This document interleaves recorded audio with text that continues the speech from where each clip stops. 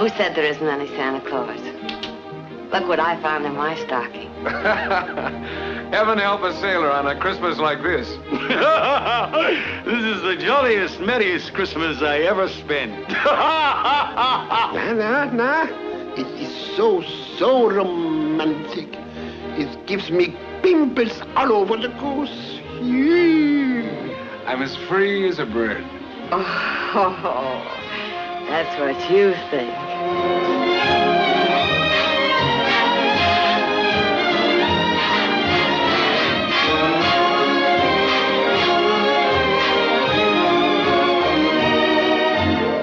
Don't you come near me, you sea-wolf. After the way you've deceived me. I deceived I warn you, you. if you take another step, I'll scream.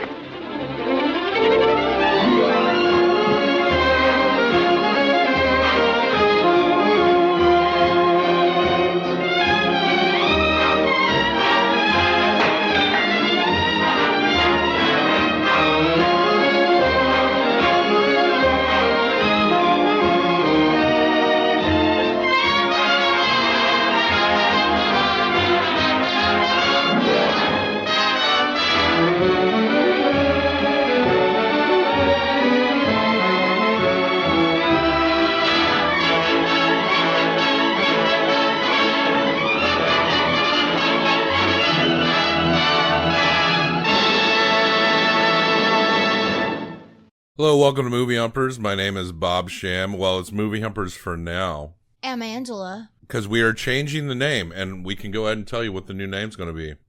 It's going to be called, watch the screen, The Projectors. Yes, our banner on the screen will now say Projectors, even though we're still technically Movie Humpers until the new year. But that is our new name, The Projectors. What do you think about the new name? I love it. I think I'm liking it more and more every time I say it. Definitely. And there's something about the font that makes it extra cool. So go look at it. If you're just listening, go look at our new logo. Yeah, by the time the new year starts, you should be seeing the new labeling everywhere. Mm-hmm. And I'll start transferring over the next 2 weeks. But yeah, it's still that time of the year. It's still The most wonderful time of the year. 2 days away from Christmas. One more classic to be discussed in the can. And this one is starring Barbara Stanwyck. We last saw her in Out of the Past. I read a little bit more on Barbara Stanwyck and her history. When we watched Out of the Past, a movie I love, or not Out of the Past, sorry, Double Indemnity. Okay, I thought that, but I didn't want to correct you because I thought maybe you looked it up and I was wrong. It's the other essential noir that she was in. Yeah, with, Double Indemnity. With Fred McMurray, the Billy Wilder movie. But I love that movie, and she's great in that as a femme fatale. But that was most of my knowledge of her, and so we watched this movie, Christmas in Connecticut from 1945, directed by Peter Godfrey, written by Lionel Hauser, Adele Comandini, and based on a story by Eileen Hamilton. And it stars Barbara Stanwyck, Dennis Morgan, Sidney Greenstreet, Reginald Gardiner, cinematography by Carl E. Guthrie. After watching this role and seeing her range in a completely different way, I was like, wow, she's actually really fucking good. Yeah. And upon reading on some history here, she was like a pre-code queen. Like, she was leading movies prior to the Hays Code. She came up a chorus girl, like a showgirl dancer, danced through the Ziegfeld Follies as we were going into the talkies, going out of the silent era. She was there fronting pre-code movies. And I think we got to figure out a pre-code month, you know? Yes. Because that's great. That would be great. When I read more about pre-code movies and how scandalous some of them were considered. I mean, there's a reason why some dogmatic board wanted to stifle certain things in movies because of what people were seeing in movies at the time. And we have we've discussed a few pre-code movies, but yeah, we're going to have to hit them up. And when we do hit them up in a greater concentration, Barbara Stanwyck is definitely going to be a part of that. After seeing this movie and comparing it with the Double Indemnity, which is an S tier movie, by the way, she might be one of my favorites. Yeah, she's impressive. She's very good at comedy in here, and this isn't Very her first good. comedy, so it's definitely making me want to know more about her. I think there's a lot of great personalities in this movie. Sidney Greenstreet is in it. Reginald Gardiner is in it. I love Uncle Felix. He's like if Truman Capote cooked instead of wrote. That's essentially, he's a gay man without identifying, saying he's a gay man particularly. Everyone else in this movie does a great job, is fine at what they do. The other romantic lead, Dennis Morgan, he's a handsome guy. He does well. But it just still feels like that all the charm of this movie is concentrated on her, even opposite these very capable character actors. The only one that does fill up the room is Uncle Felix when he's in it. Even his character being what it is, he's completely focused on her and loves her. And the rest of them are just, they're not bad, but they're lifted up by the glow of what she's doing. Yeah. She is magnetic. She comes off extremely bright in this movie and kind of helps to make it. And, let's get into this story a little bit, which is wackadoo, like the way we gotta, we talked about one of the ultimate classic screwball comedies of Bringing Up Baby, which I think was pre-code, or was it right as it was? I think that was pre-code. And this one isn't quite so screwball as that, but it's pushing it, right? It's farcical. We got some soldiers, sailors. It's World War Part 2. And some sailors are stranded there adrift for like 18 days. Yeah. And they're rescued, and we see them in a hospital bed, but one guy starved for a little bit longer. And so they've got him on a weird diet regimen. When you're actually in that situation, when you've been starving, you want to go to the nearest buffet and just gorge yourself, but you could fuck yourself up. You could permanently hurt yourself. You actually are supposed to like slowly kind of come back in. And he's suffering now watching his friend eat steak because he gave the last rations to his friend. Sinkowitz, I think. They call him Sink. This guy is boisterous and over the top and crazy and convinces our lead, whose name I can't remember, Jefferson Jones. Sink convinces Jefferson Jones that if he wants real food, all he has to do is get his nurse to think he loves her. So there's a nurse that's sweet on him, and he talks him into giving her food, but he's also reading this magazine of articles, like food articles and stuff, just helping him drive him crazy because he can't. Like, they give him... This is for you, and you've got a surprise tonight. Turkey? Steak? Mm-mm. A lovely raw egg floating in your milk. Milk with a raw egg in it. Like, is that a thing that any people ate at any point? That seems like some, it's the middle of the Great Depression. Things are real rough. This is breakfast. My Nana, when her stomach got upset, used to tear up pieces of bread and soak it in milk when her stomach was upset. So something like that makes sense for someone who is being reintroduced to food, but you would think raw egg would be too much. I wouldn't run to milk at all if my stomach was hurting. I guess so. I don't know if I'm really full-blown lactose intolerant, but I think I'm enough to avoid that if I'm not feeling good. That's also one of those back in the day things, because milk was supposed to make you strong and healthy and good, and no one really knew that half of America was not able to digest it properly. In like the Great Depression era, it's all about nutrition, so there's a lot of calcium in milk. So, yeah, I think it's a lot more essential in that situation, but not at this point in our lives when, there's an insane amount of options and like accessibility to types of food, if not price-wise anyway. So he butters up the nurse, and she does bring him food, but since he's not supposed to eat the food, it fucks him up. The nurse has an idea because he's been reading these magazines. She wants to help him out. Well, she wants to marry him.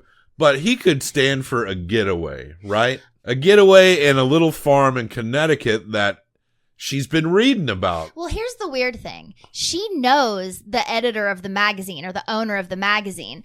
And the guy's been reading about the food that this woman in the magazine's been writing about. And this woman in the magazine lives on a little farm and cooks all her own food and has a baby and a husband. And it's so quaint.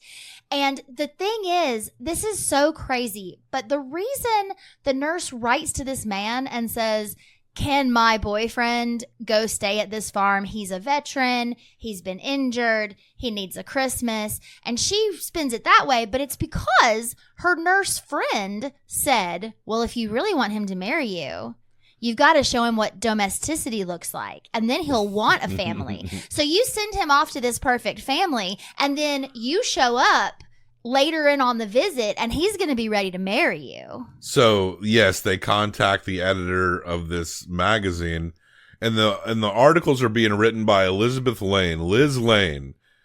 These all seem like DC comic superhero characters. Is played by Barbara Stanwyck. But the thing about, she's been writing all these, but the thing is, she's a society gal, a single woman off doing her own thing. She lives in New York. She doesn't live in Connecticut. She's been faking having this family and living on this farm. She's been basing it all. I'm sorry, Felix is not played by Reginald Gardiner, as S.Z. Sakall plays Uncle Felix. But her colleague, John Sloan, who has the hots for her, he owns a farm in Connecticut, and she's been basing it off of what he's been telling her about it. Yeah, I don't know. The editor doesn't even know that she's lying. But how would he? Doesn't he have to see her? Doesn't he see her wearing like nice clothes in New York? The one guy does know. Yeah, everyone but their own editor doesn't know. I think it's the owner who doesn't know. Okay. So I think I said that wrong earlier. I think the big guy who decides to make this happen is the owner of the magazine. And the editor does know because he goes to her apartment and is like, Elizabeth, we're going to both lose our jobs, because he's the only one that knows. He's the other guy that reads kind of gay. Yeah, and they're the two that work at the magazine. Sloane has been trying to get Elizabeth to marry him for years. She doesn't like him, and she tells him very honestly every single time, but he's constantly trying to get her to marry him. And she uses, his farm, the things he tells her in her story. She also does not cook. Uncle Felix has a restaurant downstairs, and he writes the recipes for her. And at one point she says, You know, Felix, sometime I'm going to take time out and learn to cook like you do. No. No? Dan. Then you will find out it is not the way you write now. All easy and funny. Don't cook. All right. No, I have to go, darling. Goodbye. do not cook, because the way you write, the cooking is beautiful. Making the food is beautiful. And if you learn to cook, you won't be able to write that way anymore. Yeah. Because she's romanticizing it. She's like a fake pioneer woman. Yes, and she even says that she has a baby. And that was for fucking ratings. So her owner, the owner of the magazine, thinks she has a baby. She had that baby, and then their circulation quadrupled. Well, they were talking about how her story, when the character had the baby, that it jumped 200,000 more copies. Any magazine nowadays that sells 200,000 alone is considered a successful magazine. Sure. I mean, this is a time where millions and millions and millions of people read magazines, and it is definitely a fading media in terms of physical print. But yeah, this notion of like something jumping by 200,000, that is insane. That is an institution. Whereas nowadays it's like GQ is like, please, we'll give you a bucket hat if you just subscribe for $10 fucking. We're losing money. Please just subscribe, right? So the grift, or what they think is the necessary grift, is they have to convince this soldier and the owner of the magazine that this is all real. But the backbone of the real grift is on the Sloane character, because he's been wanting to marry Liz for a long time. And he really sees this as an opportunity, since he has what she needs, that if she agrees to marry him, then they can work that out together. And then it will be, well, while a little delayed, a little bit closer to reality, at least from that point. They try to play it like she didn't think of that. They try to play it as though what she says is, I just can't think of any more reasons to say no to you, so okay. And then she tells the editor, and the editor immediately says, oh my God, he has the farm in Connecticut. I think she had it in there, but they laid it out as though it was incidental. Right. And the way they reveal that is like, okay, right. Yeah, I've been thinking that the whole time. I was just waiting for you to do it. Let's just tie these threads in any way we can. But the craziest part is, it's not let's pretend we're married. It's we have to actually get married. But they also have to pretend that they've been married. And that they have a baby. Yes, and there is all right, so they go to the Also, apparently, the boss can tell when you're lying, but he doesn't let you talk. So I don't know how you could even lie to him because he doesn't let you finish any sentences when you're trying to explain anything to him. Right. And Sloane's the real rascal here because he's just doing it for cover to actually marry this woman who he knows she's not really that into him. No, he even says, it'll come with time. That just didn't matter in 1945. That's the worst. It'll come in time. That's the worst proposal. It's okay that you don't love me. It'll come in time. That's what Mormons say when they court. Well, from where he's sitting, he just gets to fuck her while she thinks about if she loves him or not. I mean, that's the only way he can. So they go to the farm and everything. Well, the problem with the kid, they're all getting it together. And I think the owner comes before the sailor does, correct? Is that right? The owner of the magazine, as played by Sidney Greenstreet, who to me kind of looks like a cross between Alfred Hitchcock and Mr. Potter from It's a Wonderful Life. He does look a lot like Mr. Potter.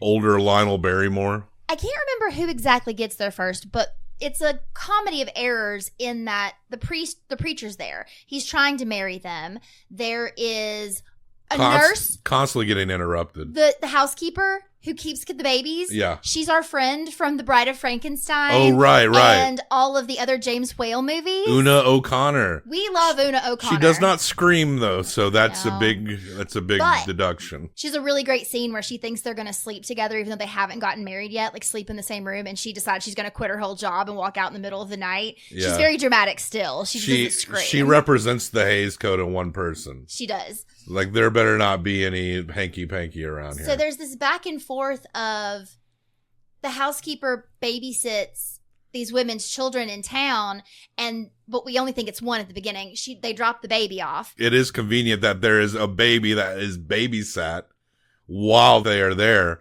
But then the soldier arrives, and they keep trying to get married, but it keeps getting foiled. Like, something happens or some emergency occurs. A comedy of error. That's what the whole movie is, as you said. So the soldier arrives, and he walks through the door, and Liz, you could just see her face change. And this is really a credit, because this is kind of like, the story itself is pretty hokey, but you got to give it to Barbara Stanwyck for doing a lot of this, so much of the heavy lifting. There's a reason she's a lead in this. But her expression completely changes. And we've seen this a lot in older movies, like the girl wants the guy and will act foolish to get him. But I don't know if I've ever seen it as convincing as this, Yeah. So it's love at first sight. Her demeanor changes. The way that she represents that infatuation, it feels so genuine. The way she... What is this? Live long and prosper. It's my Vulcan gang sign. And yeah, it actually is very charming for as contrived as a lot of this plot is. Barbara Stanwyck makes you enjoy the process. She really does. And the premise is, of course, she's married and has this baby. This guy loves her from her articles. He thinks he knows who she is based on what he's read. He and the boss know more about her articles than she does. They're both obsessed with this whole story. Yeah, they go in and they're like, oh, this right here is exactly as you described it. She doesn't even fucking remember. She's written like 100 of these articles at that point, right? One of my favorite moments with her, and her being funny and also charming, and him being just this, down home boy next door sweetie pie, is the whole bathing the baby thing. He wants to see the baby, and she keeps calling the baby it. She doesn't know that it's a little girl, so she says it's a little boy named Robert. And then there's no pee-pee when she decides to let him give a bath, because he wants to go with her. Because she's been saying he, and then come to reveal it's a girl. Did you say the baby's name was Robert? Yes. No, Roberta. But the way he sets that up out of context is very strange, because he says, oh, I know. It's time for the baby's bath. Is it? Yes, I read all about it in your articles. Oh, yes, it is. They're awfully cute in the tub. Yes, aren't they? Well... do you mind if I watch? Watch? It is innocent, but even knowing the context of it, it is a very strange few sentences there. They try to explain it more by him saying that he helps his sister with her Right. children and he always bathes them and they have a fun time and they want him to always bathe them when he comes over. But it just doesn't really get better. Maybe I shouldn't bathe them today. It's rather cold. But don't they have to be bathed every day? No, that's the old-fashioned idea. Oh, gosh, you're not going to disappoint me, are you? No, I guess not. Completely? You're still just like, okay, but why are you so obsessed with bathing children? You seem to know something about bathing a baby. Oh, yes. Not a pervert. No, he's So it's not. He's okay. a sweetie pie. He's a nice guy who just loves kids. He's a sweetie pie who, at one point, is the only reason why she doesn't cheat on her fake husband. Because Yeah. he will not allow it to happen because he's a good guy. And that's part of why she falls for him. Oh, Roberto, she's eating the soap. What'll I do? What hurt her? They all do it. Oh, really? Oh, you'd make a wonderful father, Mr. Jones. She follows him around like a puppy throughout the thing, and he's playing Christmas songs on the piano.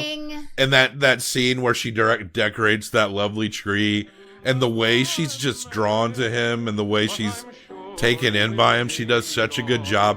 And there's a lot of these series of things that seem like would be a problem if she was actually who she said she was, but because they're things that make her be around him longer, she gets real excited. There's at one point closer to the end where they're getting arrested, and she realizes that he'll have to be with her a little bit longer. Tell that to the judge, will you? You mean you're arresting us? That's right, lady. Oh, isn't that wonderful? Sorry, lady. In the car. The most romantic part when they truly fall in love is that evening of the first night.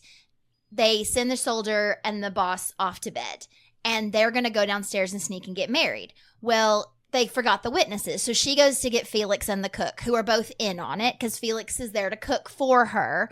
He is also not liking this whole thing. He doesn't like Sloane. He doesn't want her to be married, and he likes the soldier. And so she gets up to go find them and realizes that her boss and the soldier are in the kitchen eating cold chicken.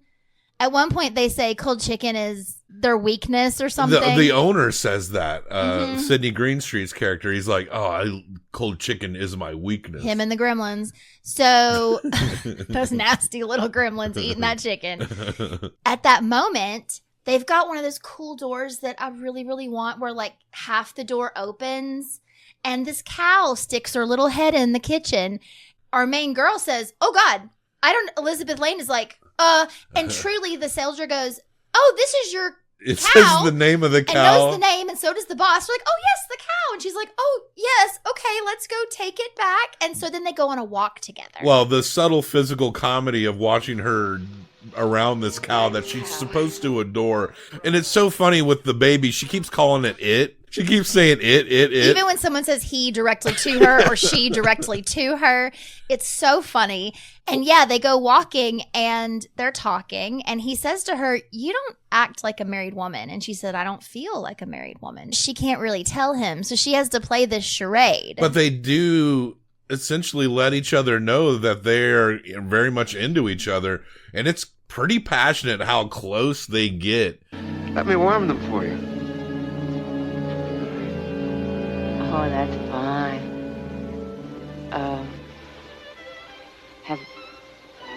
Have you ever kissed a married woman? No. No? No? No, you're not the type. I wish I was. Oh, me too. It doesn't technically violate the Hays Code because she's not actually married. That's the joke of it. And they also have a big conversation about how because he thinks she is married, he will not kiss her.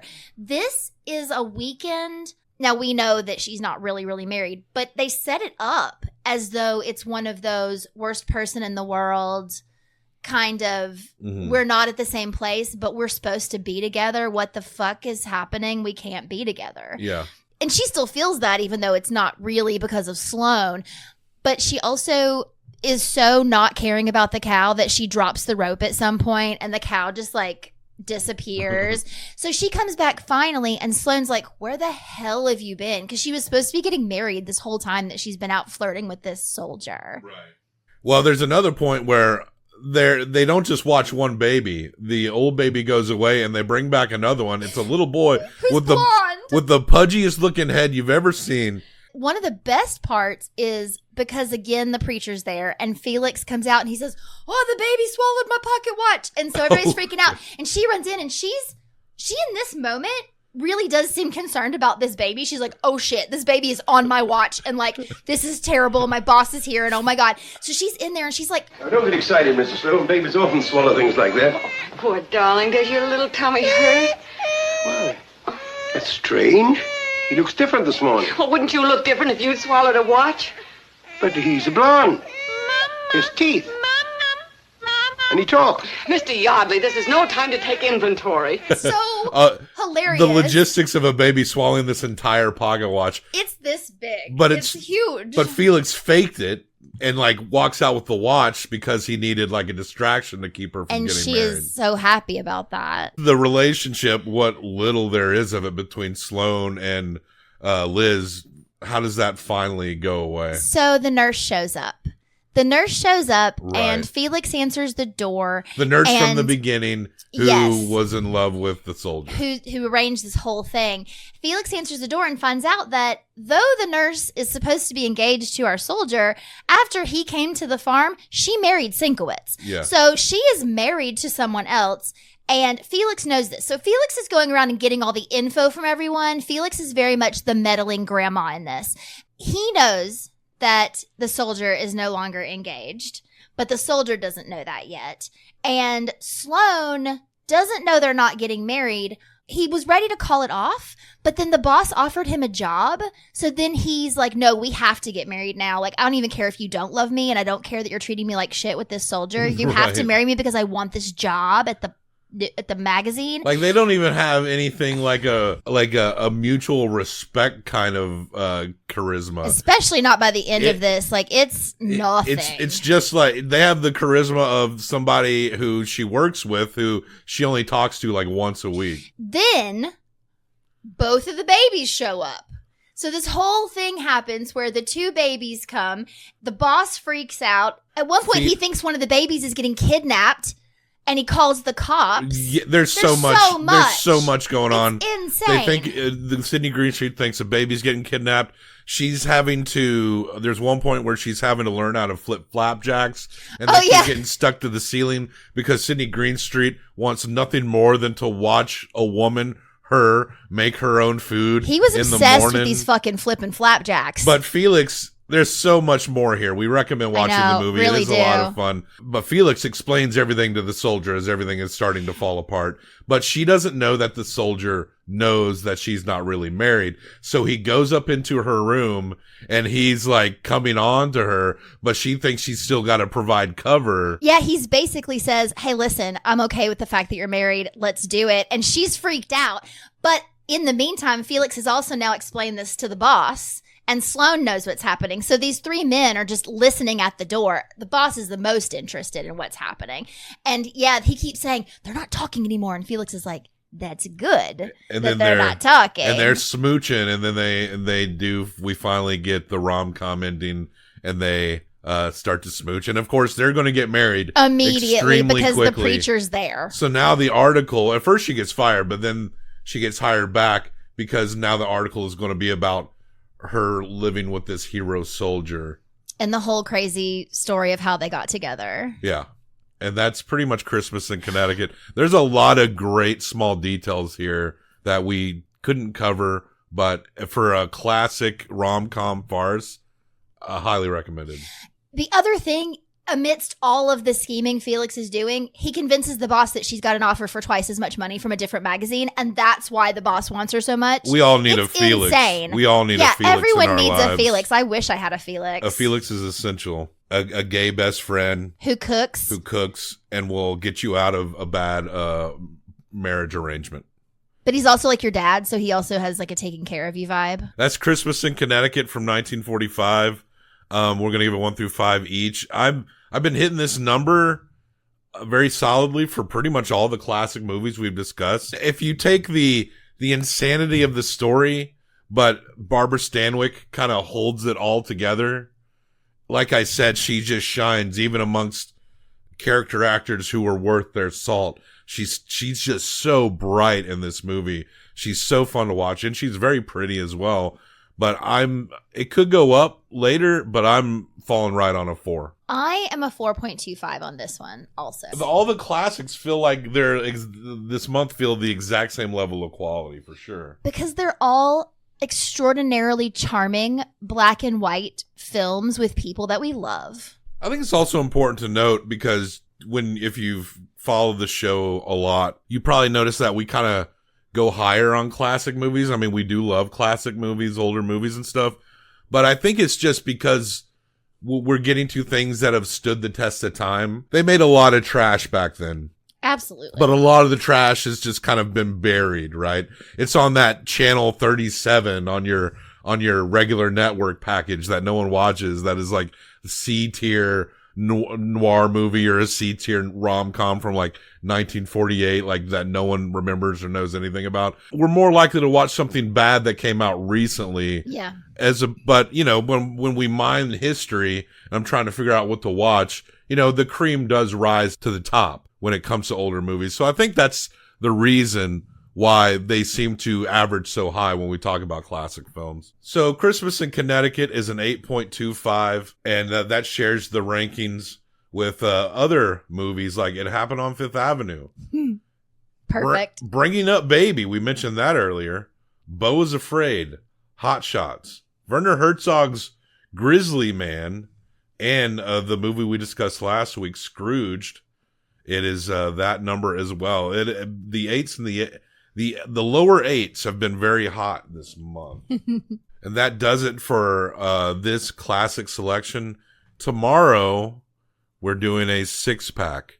Probably the only 6-pack we'll do for a while. I had a plan to do a 2024 6-pack, but I'm like, when do we even have time to do this? Right. Because we have watched a lot of movies in 2024 that we haven't discussed, like The Bike Riders and shit like that. The Bike Riders is a good movie. I'll say that. We watched Megalopolis. We sat through all of Megalopolis. We watched the Joker, Folia Do. Yes, we did. We watched The Beekeeper. Watch the fucking Beekeeper. Watch The Beekeeper. Watch The Beekeeper. That movie is fucking fun as shit. Yeah, Beekeeper's great. It was like, after sitting through Megalopolis and Joker, Folia Do, then watching The Beekeeper, it felt like it was like an antidote or something. Yes. That's what going to the movies should be, even though we saw it at home.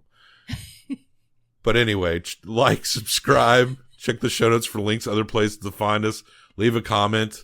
Our RSS feed that has Documenteers and Movie Humpers episodes on it will be taken down at the first of the year, and we'll only have the one RSS feed Projectors feed left over. We are going to be called fully the Projectors in the new year. The same core principles, but the packaging will be a little different. I'm doing some things, and I'll figure out what more different things to do down the road. But we really are trying to kind of put a freshness on it. You know what I'm saying? No more cum font. That's that. And tomorrow, I forgot to mention what 6-pack we're watching. Rankin Bass. Remember those claymation specials from throughout our childhood that we all watched? Rudolph the Red-Nosed Reindeer. All that shit. Santa Claus is Coming to Town. Year Without Santa Claus. Rudolph.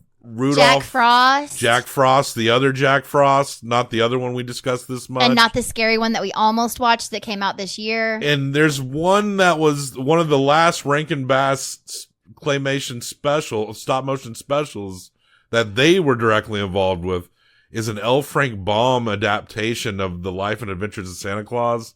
I never saw that. It's wild. That shit is insane. It is wild. But we got a 6-pack, Rankin Bass tomorrow, and then we will do another Christmas Carol adaptation for Christmas Day of A Muppet Christmas Carol. All right?